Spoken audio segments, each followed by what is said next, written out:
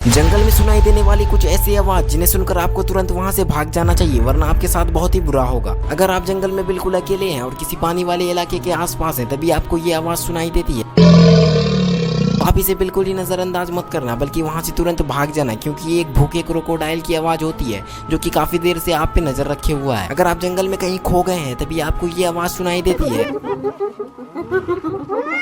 तो आप ये मत सोचना कि ये किसी कुत्ते की आवाज है, बल्कि ये हाइना का ग्रुप होता है जो कि एक दूसरे से बात कर रहा होता है कि इस इंसान का शिकार कैसे किया जाए। इस सिचुएशन में भी आपको वहां से तुरंत भाग जाना चाहिए। तो कैसा लगा फैक्ट?